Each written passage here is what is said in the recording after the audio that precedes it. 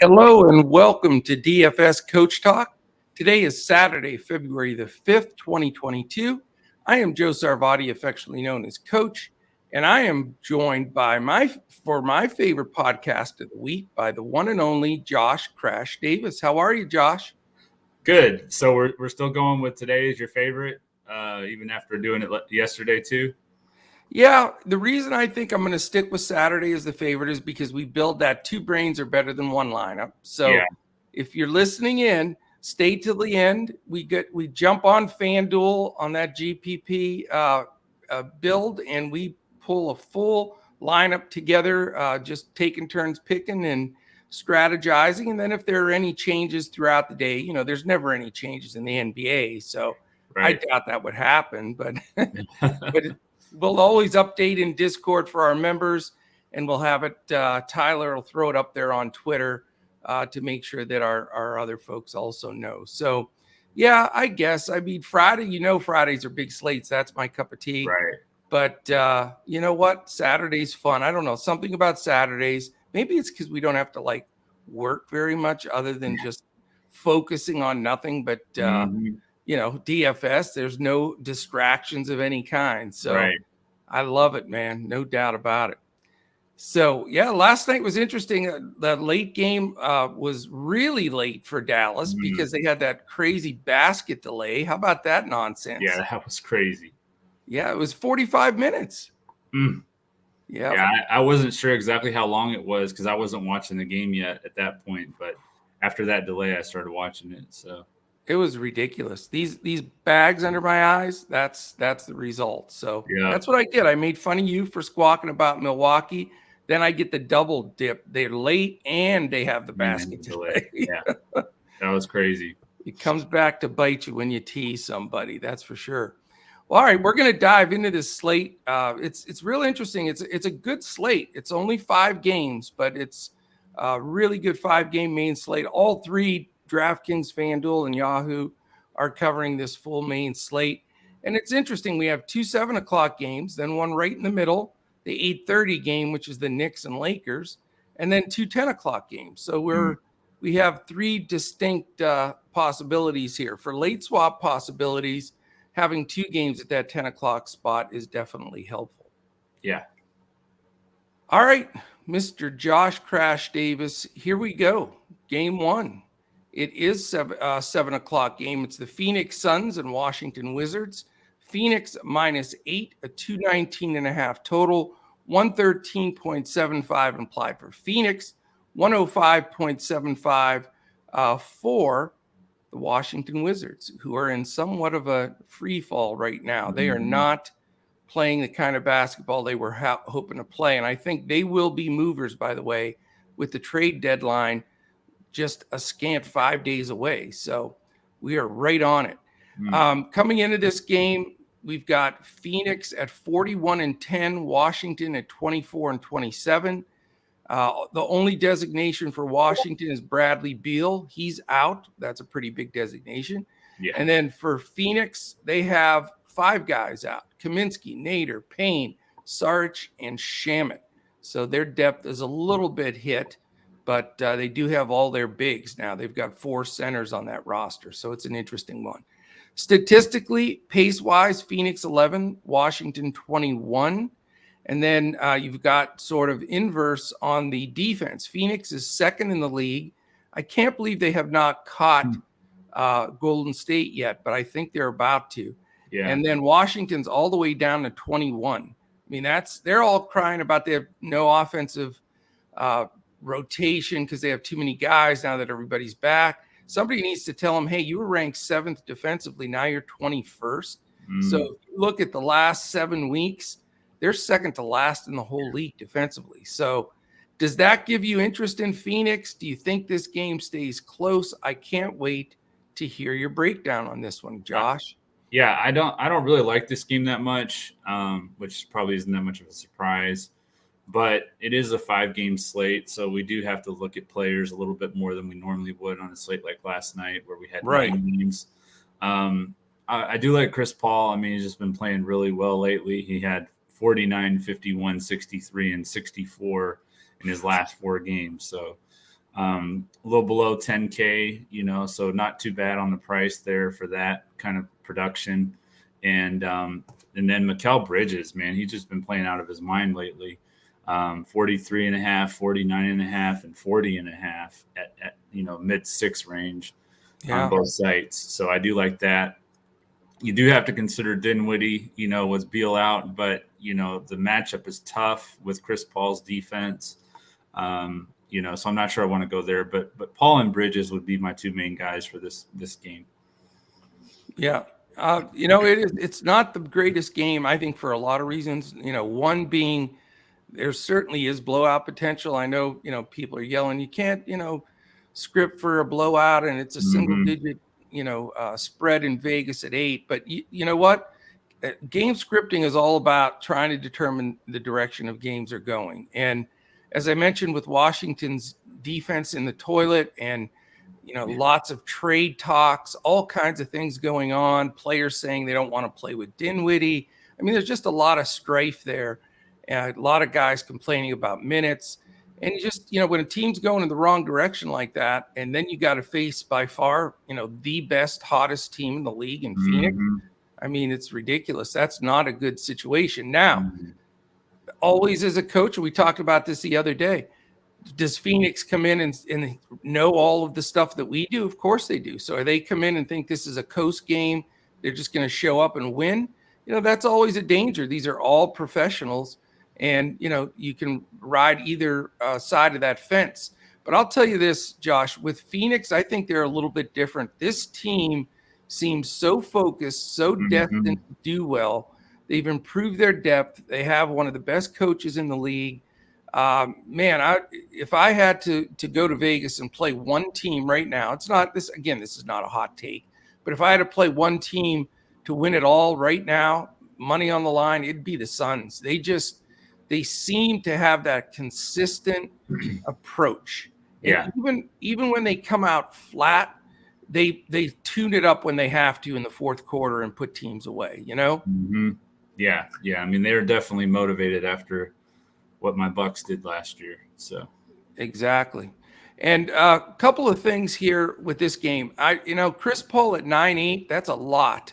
But if he's going to get full run, then, we'll see what happens. This is an island game for both teams, so that definitely helps Phoenix. But, Phoenix to DC, that's a big road trip for them. Yeah. But Paul would be my number one consideration. Booker's been great, but you certainly don't want to play Paul and Booker. I think Booker gets KCP defense, which could hold him down a little bit. And they'll probably try to play Aaron Holiday on Paul, but I don't think that's going to get it done. The other side of the coin, Kuzma's been terrific for Washington. He's been one of their shining guys out of all of this. He's 7-7, which is fair. But not only has Mikal Bridges turned it up offensively, he's such a terrific defender. And then you have he and Crowder being able to take turns, stifling Kuzma. That doesn't make for a really good scenario for me. The question I have for you on this, and then I'll finish up my analysis on it, Thomas Bryant, it looks like could get the start here. And that, is he going to get 25 minutes finally? He's 3-3, and I would assume he's going to be pretty popular. We know that he can put points on the board, but I mean, how confident do you feel with Harrell and Gafford sitting on the bench waiting to get some minutes? Yeah, I actually thought he was out for this game, but maybe not. Bryant is not out. The only guy that's pretty bad the other night. Go ahead. I was saying I thought it looked like he got pretty banged up the other night when he fell. I was watching that game when that happened. Yeah, no, as of now he's ruled in. We'll keep an eye on that. Okay. But I'll tell you, 3-3. He's in consideration. I mean, that's too cheap for a guy like that. Yeah, and he makes so much else work. Granted, it's a center position, which never makes it fun, but it's worth the consideration. So, yeah, Paul, if I'm going to pay up's the guy I want to go to. Bryant, if I want to pay down and get value.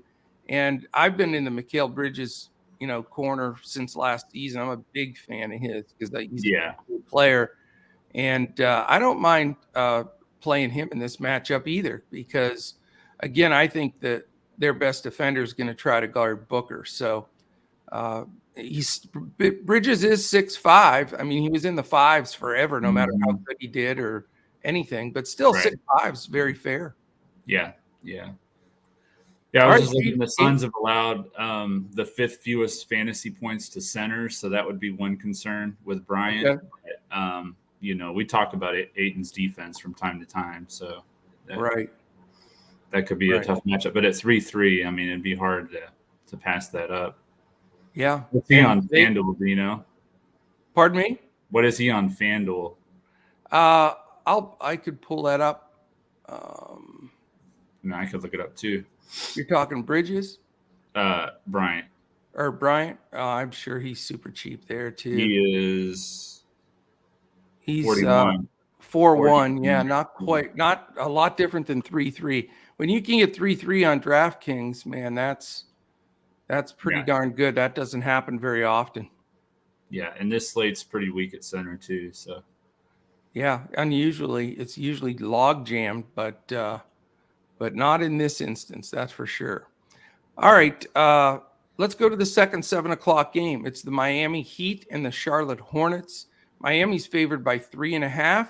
You have the second highest total on the board at 226, 114.75 for the Heat, and 111.25 for the Charlotte Hornets. This is Charlotte's coming off the second night of a back-to-back in a really intense game last night. Did you have a chance to catch any of that? The Charlotte-Cleveland game? Yeah. I saw bits and pieces of it. I didn't catch too much of it. Oh, it was a thriller down the stretch, back and forth, both teams scoring buckets. And then Love got fouled like almost at the buzzer and made both of them to win by one. So it was a great game.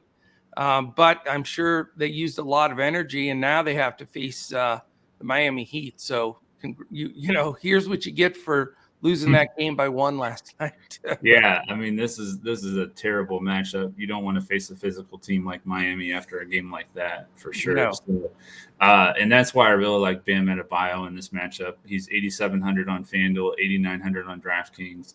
Yeah. Charlotte's allowed the 4th most fantasy points to power forwards and centers. So regardless of what position you consider him, it's going to be a great matchup for him. And Jared Allen just absolutely killed them last night. He had 60.5 DraftKings points. So he was definitely like being up here. Yeah, he was unreal. And we had just talked about how he had like less than 40 in 10 straight games or whatever. Yeah. It was. So,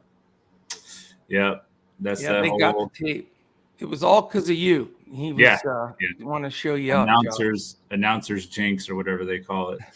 So, and then Jimmy Butler, he's 9,400 on FanDuel, 9,500 on DraftKings. He's questionable, so you'll have to see if he plays. But if he does, another favorable matchup. He had 56 DraftKings points last time they played on October 29th, and Charlotte's allowed the 7th most fantasy points to small forwards. Tyler Hero is another possible play for me. He's 6,200 on both sites. He scored 42.5 against Charlotte on October 29th, and they've allowed the 5th most fantasy points to shooting guards. So, and then on the Charlotte side, Gordon Hayward had a nice game against Miami last time. He's really the only one that did. He's only 5,600 on FanDuel, 5,900 on DraftKings. Have to see what his minutes look like on the second night of a back-to-back, but he's a possible play for me on the Charlotte side. And that's about it for me. Well, yeah, I mean, maybe some of this info could also sway on some of these. The Heat are coming in 33-20, Charlotte 28-25. Jimmy Butler's been upgraded now to probable, so we're going to count him in. The guy that might not play, he almost missed yesterday, but he played, is PJ Tucker. I think he's the one that gets the night off. So I'm doing my projections with PJ Tucker out, although he's only questionable right now. They also have Max Strus as questionable and Caleb Martin. So that could really thin them out with depth. Yeah. Guys that are out are Silva, Morris, Okpala, and Oladipo. The only guy out for Charlotte is Jalen McDaniels. So there's a couple of things there that make the Heat a little more palatable. And then you've got these scenarios. This is what really impacts it. The Heat have now become the slowest team in the league. They're dead last. They're 30th. Charlotte is the second fastest. So you can't get more of a pace down game for Charlotte, and almost can't get more of a pace up game for the Heat. So that makes me interested in some Heat. And then you look at the defense, Miami 8th and Charlotte 24th. You compile that with Charlotte coming off a heartbreaker at the buzzer last night and Miami being on an island game. Man, Miami is only a 3.5 point favorite. I don't normally talk about lines. I think Miami comes in here and wins this game by double digits. I just really do. But how is that going to affect it for me? Lowry's back now, 7K. He didn't play full minutes. He had been out for personal reasons for 2 weeks, basically. So he's getting back into the flow. Not enough for me to play him yet. Duncan Robinson's not a bad play. If you really need a value piece at 3.7, I know he's scoring dependent, but he makes a lot of threes. There's no question about it. Yeah. And then under this scenario with certain depth possibly out if Tucker and Martin and Strus are out, that really elevates Jimmy Butler at 9.5. He could be a great pay-up option here where we don't have as many pay-up options, especially when you don't play any of those lousy Milwaukee Bucks. Just kidding. But I knew that was coming. But Butler at 9.5 definitely in play, and I agree with you. Bam Adebayo at 8.9. He seems to really finally be in tune. I mean, he missed a bunch of time with that surgery on his thumb, I believe it was, and the COVID protocol thing. But he's in a groove, so I could see myself definitely walking away with either Butler or Adebayo here. I don't know if I'd go both because, again, in my game script, I think that Miami hands it to the Hornets a little bit. For all the reasons I stated against playing Charlotte players, I really just don't want to go there. Hayward had his first game back the last game, so he's not totally 100%. All that does is mess up like wanting to play Oubre or Washington or Cody Martin if he's in, because it just takes minutes from everybody. Rozier's over 7K now. LaMelo's over 9K. Bridges at 7.8 does give me a little, interest if PJ Tucker sits, because that's who would guard him. So I'll keep an eye on Bridges. He's been over 8 for a while, but that's really it for me. Yeah, and LaMelo he didn't do anything to prove why he should have been an all-star last night. That was frustrating. That was frustrating. I made a few pivots. I thought I was a genius, focusing more on Irving than Ball, and Irving was about as good as. They about did the same bad performance. Yeah, it was not pretty. All right, let's go with this solo in between game. I guess everybody really will watch this one. It's an 8:30 p.m. Eastern game between the sandwich of 2 7 o'clock and 2 10 o'clock games. It's the New York Knicks at the Los Angeles Lakers. Lakers are favored by 2, 106.25 implied for 108.25 for the Lakers for a total of 214.5. So not a good total. Two teams embroiled in a lot of trade talks. And this is something I wanted to bring up too, Josh, is starting today, really, today through Thursday. Thursday's the trade deadline.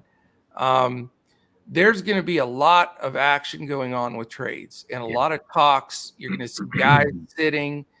So something we'll be keeping a very close eye on. We'll be updating in Discord. But, you're going to get those healthy scratches if somebody's, on the hook here for a trade. So these are two teams that I mention it now because they're going to be two of the teams you really have to keep an eye on. Right now, as far as the game set, Knicks are 24-28, Lakers 25-28. So two very disappointed teams here. Only guy for the Knicks right now that's out is Derrick Rose. We have LeBron James as doubtful, so I don't believe he plays. No, I don't. Maybe all the way until the All-Star break. I don't know. And then the other guys that are out, Carmelo Anthony, saw him tweak that hamstring at the end of that game. That looked like a scary injury, but I guess he's going to be back in a couple of days. Kendrick Nunn still remains out. Statistically speaking, we've got the Knicks 28th in pace. We know how they play, slow. Lakers are 6th, so definite pace up for the Knicks. Defensively, Knicks are 9th and the Lakers are 14th. So pretty decent defense. That's probably why we have such a low 214.5 number and probably no LeBron, etc. So yeah, this game is a little bit shaky here. Not my favorite game. They are both on an island though. So what do you think? Yeah, on a 5-game slate, I'll at least consider some of these guys. On a bigger slate, I probably would just pass on this game for the most part. But yeah, I saw the Knicks. They actually already released their lineup. Wow, 8:30 this morning. So, but Evan Fournier, he had 36 last time he played against Lakers on November 23rd. They have allowed the 7th most fantasy points to shooting guards. The Lakers have. He's 5,300 on FanDuel, 5,600 on DraftKings, so not too bad of a price there. Julius Randle has had some success against the Lakers. I know he hasn't been playing that great lately. He had 49.5 when they played on November 23rd. The Lakers have allowed a little below average, I should say, 12th most fantasy points to power forwards. And Anthony Davis did play in that game, but LeBron did not. So it's going to be kind of similar to what we're going to see tonight. Kemba Walker is 4,300 on FanDuel, 4,200 on DraftKings. It's a decent price. He is starting. I saw that. My concern here is that even though the Lakers have allowed the 2nd most fantasy points to point guards, they have this weird timeshare. I was looking at their minutes between Quickly, Burks, and Walker. So I really don't know. Are you going to roster any of those guys? Absolutely not. I don't like when 2 guys share minutes, let alone 3. They can't even touch my lineup. Yeah. And then Anthony Davis at 10.5 on FanDuel, 10.1 on DraftKings, probably not going to go there. He had 32.5 only on November 23rd, and the Knicks have allowed the fewest fantasy points to centers and the 13th fewest to power forwards. So they're pretty good in the paint. Defensively, I do like Malik Monk a little bit here at 6,600 on FanDuel, 6,000 on DraftKings. The Knicks have allowed the 10th most fantasy points to shooting guards. He had 41.8 last time against the Clippers and he played, and then 2 games before that against the Hawks, he had 57.5. So he has been putting up some good numbers lately with LeBron out, obviously. So I do like Malik Monk here, and that's probably my only play in this matchup.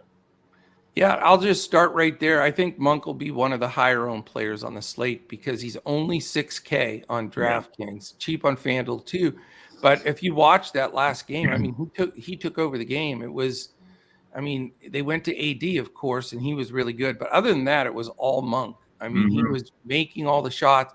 Now, is there going to be a little regression from that last game where he was on fire? I would assume, but it doesn't reflect in his price being 6K. I mean, the way he's played, he should be like 7.2, 7.3, don't you think? Yeah, I would agree. I'd agree. Yeah. So, I mean, you almost take this free square there with Monk. I'm with you, though. I mean, Davis has somewhat the last 2 slates, with the profit for me here and for our members at Coach Talk. Davis was a huge part of that on both slates, but they're playing this super slow Knicks team. And it just, they do have some interior muscle there and shot blockers. So 10-1, that, and then even higher on DraftKings or FanDuel is just a little bit too high of a price, I think. I'm going to use my pay up somewhere else. I don't know. The other question I have for you is, why is Russell Westbrook still almost 10K? I have no idea.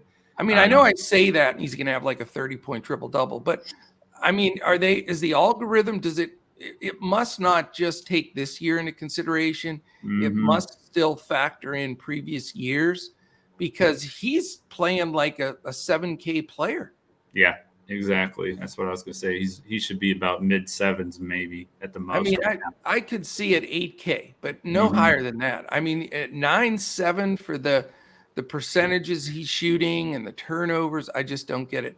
Now, again, for a contrarian play, if you're a mass entry guy, we hand build stuff. And if you put him in a hand built lineup for cash at 9-7 on DraftKings, I think you're taking a risk unless you really think he's going to have a breakout game. I will say I don't like the Knicks backcourt defense at all, and Walker and Fournier, but it gets a little better with Quickly and Burks and some of those guys in there. So anyway, not to pounce on Westbrook, because if you can start him where he does have one of those games, then you're going to be pretty, but I don't have the guts. So it's basically going to be Monken down the road for me on this game with the Lakers.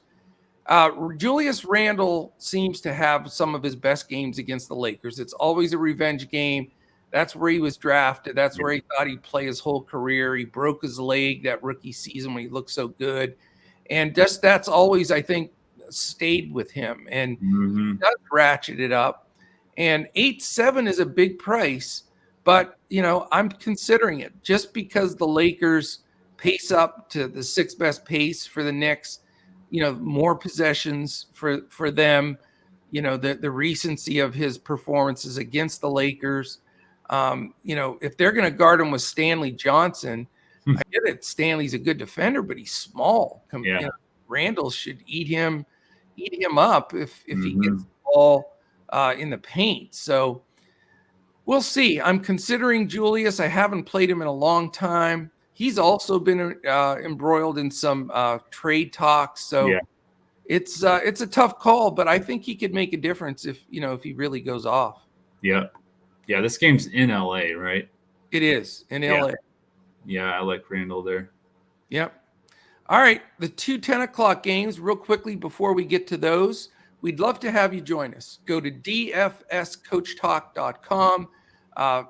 Fantastic community. We've had a bunch of new members lately jumping in. They're really enjoying it. We've been very consistent in doing well in NBA and PGA, also NFL that's going on. And hopefully if they get baseball straightened out, we'll have that coming up soon. But whenever you join any of our memberships, you get everything we've got. Our Discord with all of our lineups. We provide for all sports a DraftKings clipboard, which has 5 highlighted players. It's different amounts of players for each sport, but 5 for basketball, and then a bunch of other players that you can use to finish building your lineup. So we do provide you those nuts and bolts for those DraftKings lineups every day. We also provide full lineups, both for cash/hybrid. Our hybrid is our single entry GPPs. We give a full lineup on FanDuel and Yahoo, and also a full lineup for your GPP, where there's multiple entry events. If you want to try to take something down, we also give you that GPP in both FanDuel and Yahoo. So we'd love to have you join us. Check us out. You can dip your toe in the water for as little as $10 for 3 days. Great Saturday, Sunday, Monday. You get all our action. Real good slates in the NBA tomorrow and Monday as well. And then we have golf, the weekend golf going on today and tomorrow. So it should be great. So give us a try. We'd love to have you. Also, if you're watching on YouTube right now, quick thumbs up, hit that subscribe button, give us a little comment. That really helps us move up the algorithm on YouTube. And while you're at it, hit that little bell in the upper corner. That will give you an alert every time one of our podcasts posts. If you're listening audio-wise on Apple Podcasts, Spotify, wherever our podcasts land, join in on a contest that we have that's drawn at the end of each month. If you give us a top rating, 5 stars, whatever the rating is for where you're listening to that podcast, and then a quick comment. We pull all of those, and we have a free 1-week all-access membership drawn at the end of each month. So dive into that as well. Also, Crash, I wanted to mention, this afternoon, I'll be doing a live stream to go over these 5 games again. So I should be pretty sharp by the end of the day on these 5 games. But that live stream is going to go on at 3 p.m. Eastern. Our buddy Gundacker and I are still doing some collaboration back and forth between our 2 channels. So check us out. We'll be posting that on Twitter if you want the link, and also in our Discord.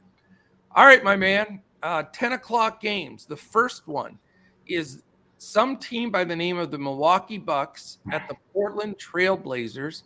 Milwaukee, the biggest favorite on the board at 9.5. So they're not double-digit favorites, but almost. Mm-hmm. Also, there are the winners, which, I mean, you're probably going to have like $6 in your lineup at this point because the Bucks are the highest total on the board on top of it. So let me think. You've got Holiday, Allen, Middleton, Giannis, Portis, and Connaughton. What do you think? No, I'm going to give you a hard time.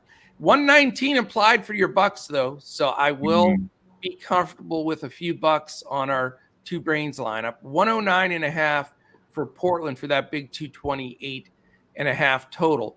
Coming into the game, the Milwaukee Bucks now 11 games over 500, 32-21. Portland limps in at 21-32 at basically waving the flag, trading away their guys. It is rebuild time in Portland. Injuries. Greg Monroe for Milwaukee signed a second 10-day contract. He is probable. George Hill and Brook Lopez are out. For Portland, Larry Nance, again on that questionable tag. He was questionable the last game and sat. I wouldn't count on him, even if he is in, play extended minutes. He's been out quite some time. Bledsoe, Johnson, and Winslow, who they just acquired, also all questionable. Lillard and Zeller are out. So two teams certainly going in the opposite directions, certainly by far the biggest chance of a blowout. Then you mix in the fact that Milwaukee's on the first night of a back-to-back. So you would think Coach Bud, if they smash him, isn't going to want to overextend his starters. That doesn't help. And then Portland's on the second night of a back-to-back after losing all those players. Well, Covington and who was it? Powell. Yeah. So they're on the second night of a back-to-back, and they're just figuring out a new rotation. This is a tough one, man. Milwaukee 7th in pace and Portland 15th. So that is bad. But Milwaukee is 11th in defense, which is pretty solid. Portland, 28th and sinking fast because Powell and Covington are decent defenders. So they're probably going to end up the worst defensive team in the league.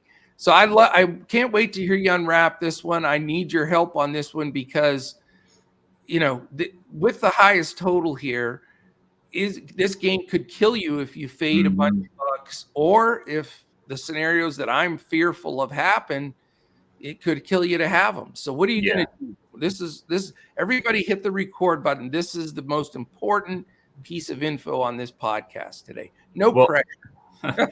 First of all, you had said something about the Bucks. They actually haven't played since Tuesday. So they've been off for 4 days. They didn't play yesterday? Back to back. Yeah, they haven't played since. Oh, no, I know that, but they play tomorrow. Oh, okay. That's night. What I said. They're on the first night of a back-to-back. Gotcha. Yeah. That right. makes sense. Okay. I misunderstood. So anyway, the Bucks, if they don't come in rusty, then this game could be over pretty quick. With, like you said, the Blazers are just kind of selling everyone, getting rid of, almost rebuilding, they're retooling at least their team. So, I think that this game could get out of hand pretty quick. At the same time, a guy like Giannis, he's capable of putting up 60 fantasy points in 3 quarters. But he is 11-4 on FanDuel and 12-1 on DraftKings. So that's the most expensive play on the board, obviously. And, that's something you really have to consider is if you want to pay that much for him. But he had 72.5 last time they played against Portland. Now that wasn't, that was all the way back in April of last year. So he hasn't played him yet this season. Wow. But he's definitely capable of smashing the slate. And then Middleton is 8,200 on FanDuel, 7,900 on DraftKings. I like him a little bit. The Blazers have allowed the third most fantasy points to small forwards. He had 45.5 last time they played, against Portland. And then I like some of the value here for Portland. I like CJ Ellaby at 3,000 on DraftKings and Tony Snell also at 3,000. They both started last night. Oh, They that both hurts. That hurts my stomach, Tony Snell. Well, and Tony Snell, he actually, he was with Milwaukee for a little while, so it could be a little bit of a revenge narrative for him. Yeah. And then Anthony Simons, I think that CJ McCollum is going to see Drew Holiday defense, so I do like Anthony Simons here. And that's it for me. You do or do not like Simons? I do, because I think CJ McCollum is going to be on Holiday's going to guard. Holiday is going to be on CJ McCollum. Yeah, I agree. Yeah, no, I agree completely. Yeah, I mean, I think that's the most important question on this slate is, do you play Giannis and hope you get enough run out of him? And I mean, I will say this, even better than the Joker or Luke or anybody, as far as getting your DFS points in 3 quarters, nobody does it like Giannis does. So yeah, you can feel like, even if he does get 3 quarters, he's got the best shot to still make his number. But, committing that much salary definitely is a little bit scary. And your buddy Tony Snell's probably going to be the one that guards him out of the gate, which that's not pretty. No. So, yeah, I mean, I'm actually leaning towards Giannis. I know it's against what I usually build off of, which is stay away from the blowout games. You're going to, where you lose minutes. There's, I don't know if I can get away from them. I mean, I do think the Bucks just hammer Portland, but I'm not looking. I know going in that I'm going to be, upset in the fourth quarter a little bit, but it comes with the risk. Yeah. And it's just how they're going to defend him. I have no idea. Now, there is one thing I want to say here, though. If Nance plays, which he's questionable, that helps a little bit, because I think I would feel a little more comfortable with Nance checking him than Snell. Snell's a good defender. He's long, but he's more of a wing defender. He's thin. Yeah. Nance has some bulk to him and some strength. He can at least body him up a little bit.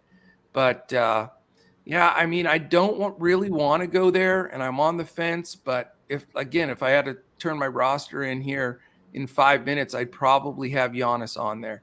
If I don't go that way, who else is going to lead to, the blowout? You've got the potential for Holiday to have an up game at 7-5. Portland's backcourt D is not good. Yeah. Middleton at 7-9.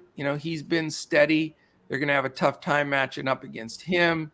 And Portis at 6-1. His price now is down to where it should have been. It had blown way up there in the upper 7s. So, I mean, if you go with Giannis, that's all cool. If you want to go with a secondary guy, not really secondary, but secondary to Giannis, you can go to Holiday, Middleton, or Portis and feel pretty good about it. But one thing I'm not going to do, Josh, is I'm not going to stack this game just in case, you get any kind of blowout here. And again, yes, they haven't played in 4 days or whatever, and they're very rested. But that makes it even more concerning that they play again tomorrow when, you come back, you just don't want to have 4 days off and then play a guy 80 minutes in 2 games. So I think that has to come into some consideration here. So we'll see. I don't like any of the bench guys for the Bucks. For Portland, I agree with you. Simons is my target. 6-6 is cheap. I think he gets probably Grayson Allen defense.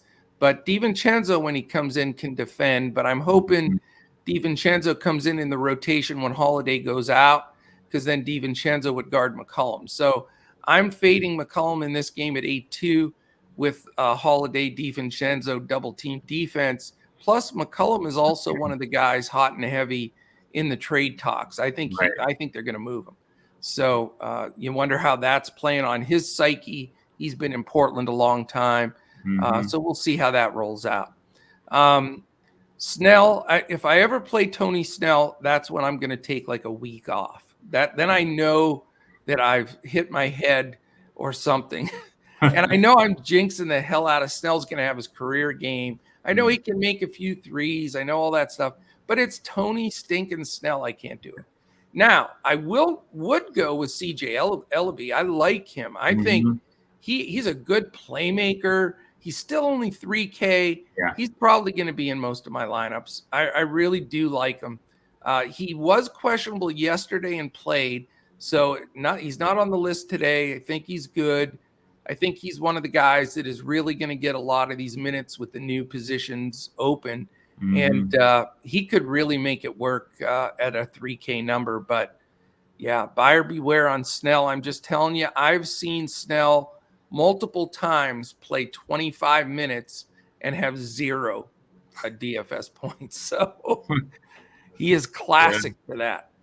All right, man. The last game, other 10 o'clocker, Oklahoma City Thunder, Sacramento Kings, Sacramento by 6.5, 216 scant over under here for a Sacramento game.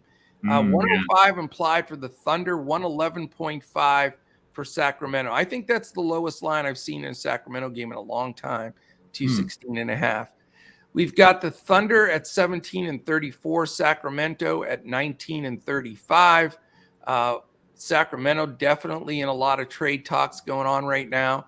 For the 9 millionth game in a row, De'Aaron Fox is questionable, and Marvin Bagley also questionable. Terrence Davis out with surgery. We know that one.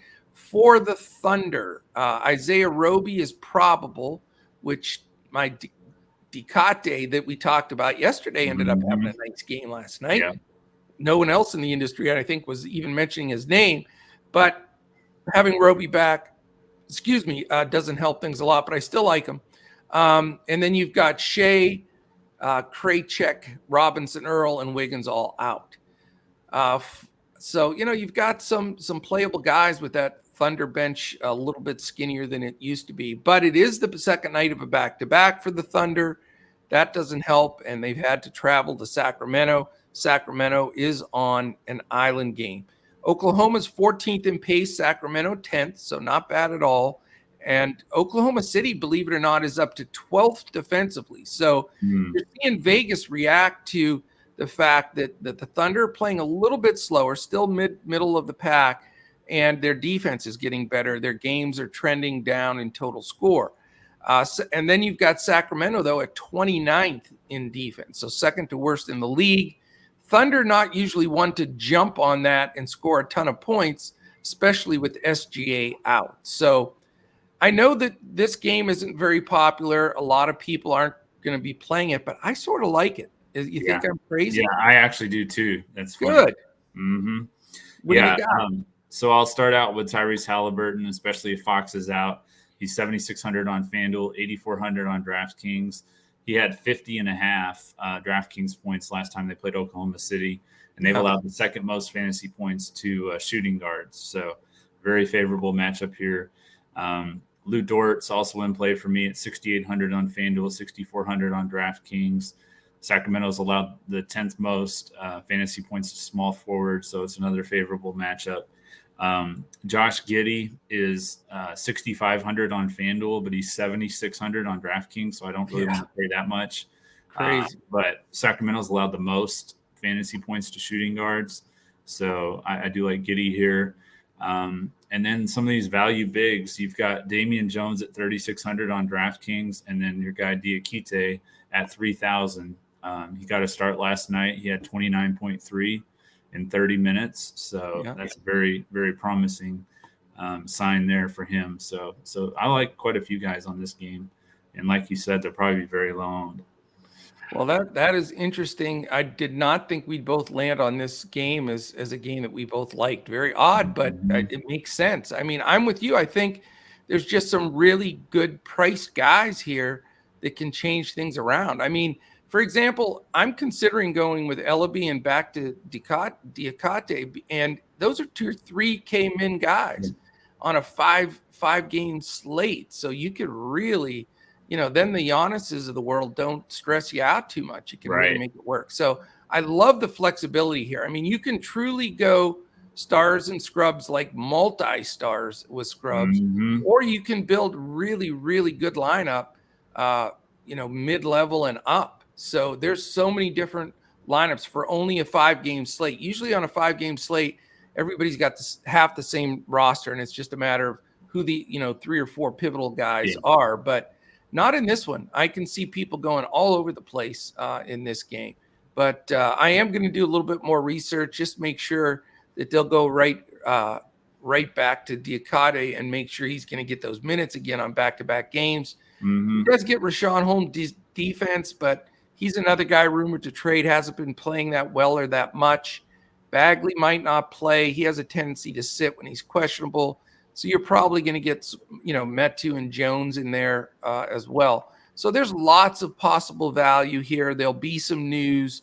And the nice thing is with all these cheap guys in that game, you're going to be able to swap. And same thing with Portland.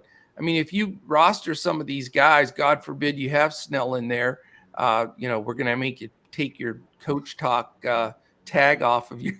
But no, if any of those guys, there's so many cheap guys in this last two games, you can wait till you get all of the news later and feel comfortable that you can swap to somebody you like. Mm-hmm. But I think Giddey's too cheap on FanDuel at 6K or 6.5. I mean, yeah. I mean, he's 1,001 more on DraftKings, so he's well in play for me on FanDuel. Guy that I'm really enjoying lately is Trey Mann. He's taking advantage of this big minutes that he's been getting. He's only 4-1, and he can play.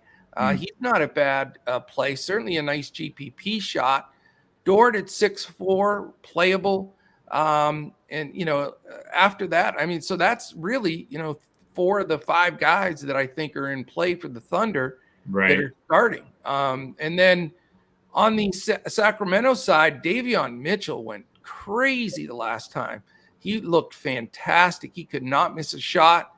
I don't think he's generally going to have that explosive of an offensive game, but with his defense and minutes and only 5'3", if Fox is out, Mitchell's going to be in for me. Halliburton, I agree with you at 8.4. They don't really, here's my question though. I think Lou Dort guards Halliburton.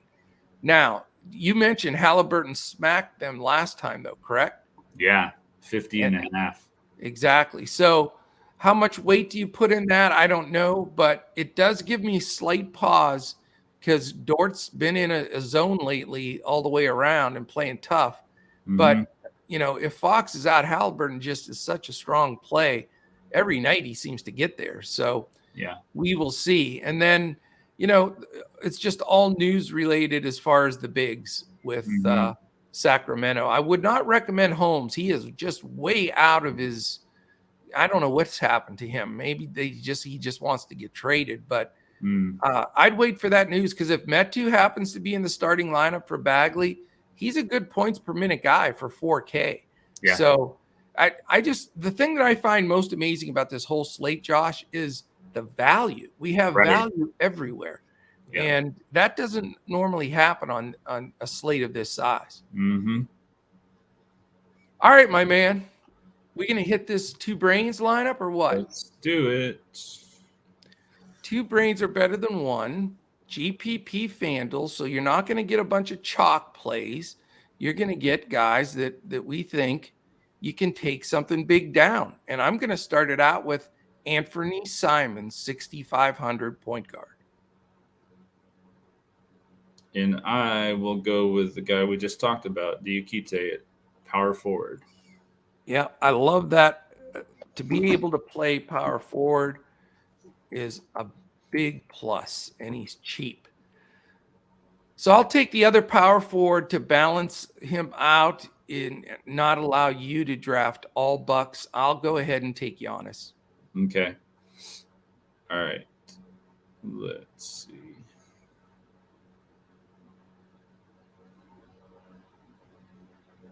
Put you right under the gun.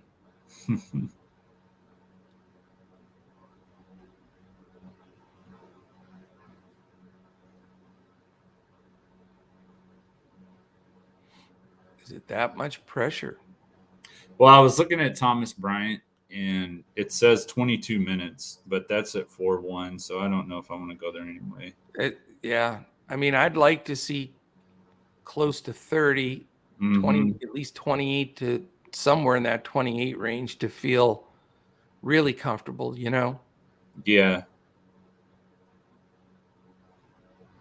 I'm going to go with Damian Jones at center. Damian Jones? Tell me your thinking there. Well, I was trying to save a little bit, and 5,500, and he's not going to start. probably going to be Holmes, Metu, and then I would say he's the third big. Not trying to talk you off. I'm just wait. wondering. Hold on. I just thought about somebody I forgot. Yeah, Bam Adebayo. That's a slight bit better, in my opinion. And Damian's going to have a 50 burger. There's no doubt in my mind. I mean, that's just mark it down right now. Damian Jones 54. But that's okay. I'm not afraid to talk it through. I didn't recommend changing. I just brought out some facts that I thought you'd be interested in. That's all. Now that doesn't leave us room for Randall if you wanted to play him. Yeah, I thought about Randall, but that's okay. But we could move Giannis since FanDuel somehow thinks that Giannis is a small forward. Yeah, I don't understand that thinking at all. I'm gonna put you completely in a tight spot here. I'm gonna take Chris Paul. Ooh, okay. So now we're in a little bit of trouble because we only have 5K left for 4 positions, but that's okay. It eliminates Randall, but I'm okay with that. All right, I'll give us some savings here and go down to CJ, wherever he is, Ellaby. Yep. That was going to be my next pick, so we're on the same page there. Yeah, he's only 38. That's small. Can I take Malik Monk? Yeah. All right, let's go there. 66. That gives us 4,800 each. We can make that work. Shooting guard and a small forward.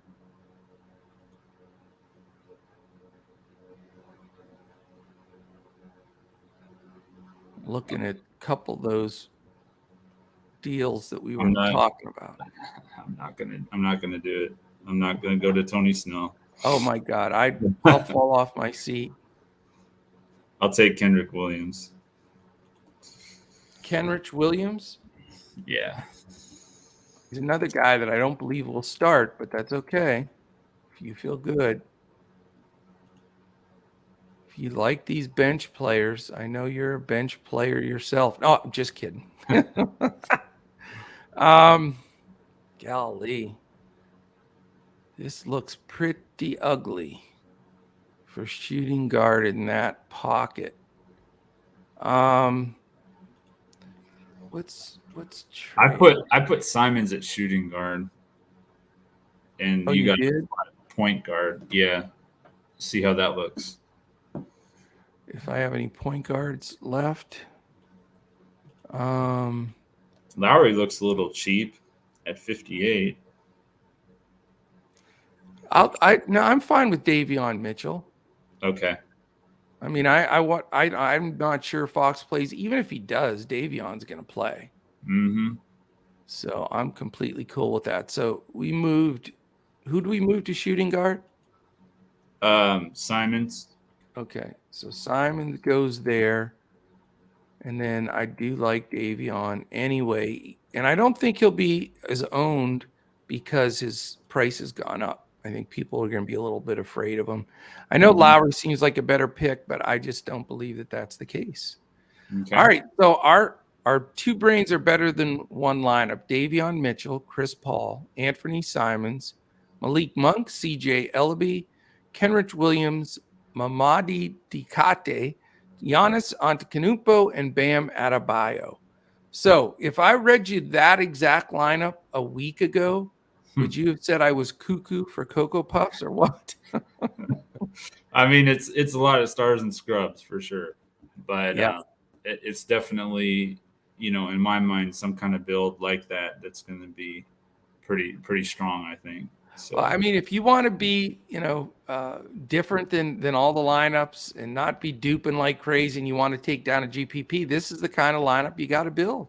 Yeah. And I mean, it's that simple. So I will not play this lineup in my cash games, but I do really like it for GPPs. Yeah. No, I agree. All right, man. That is the story.